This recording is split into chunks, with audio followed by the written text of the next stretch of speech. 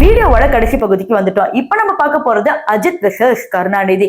அதாவது கலைஞர் அவர்களுக்கு ஒரு பெருமையான ஃபங்க்ஷன் ஒன்று நடத்தினாங்க. அதுக்கு எல்லா நடிகர்களும் வரணும் அப்படிங்கிற மாதிரி சொல்லியிருந்தாங்க. ஆக்சுவலி யாருமே அங்க கம்பல் பண்ணல அப்படிங்கிற மாதிரி சொன்னாலும் பிற்காலத்துல பாத்தீங்கன்னா அஜித் அவர்கள் மேடை ஏறின உடனே நல்லா தாங்க பேசிட்டு இருந்தாரு. திடீர்னு என்ன ஆச்சுன்னா, நடிகர்களை வற்புறுத்தாதீங்க, எங்க நடிகர்களுக்கு அரசியல் வேண்டாம், நடிகர் வேற அரசியல் வேற அப்படின்னு சொன்னப்ப ரஜினிகாந்த் கலைஞர் பக்கத்திலே உட்கார்ந்துட்டு இருப்பாரு. ஆனா எழுந்து நின்று கை தட்டி இருப்பாரு.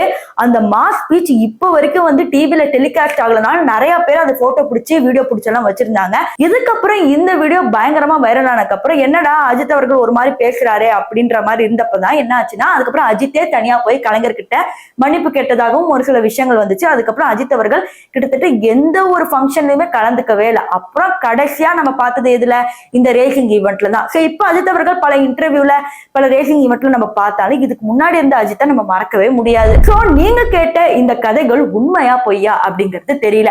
இதெல்லாம் ஒரு சர்க்குலேட் ஆன ஒரு விஷயம் தான். சரி, இந்த கதைகள்ல ஐயோ இப்படி நடந்துச்சா அப்படின்னு நீங்க ஆச்சரியப்படுற அந்த நபர் யாரு, அந்த நடிகர் யாரு, அந்த அரசியல்வாதி யாருன்னு மறக்காம கமெண்ட் செக்ஷன்ல சொல்லுங்க.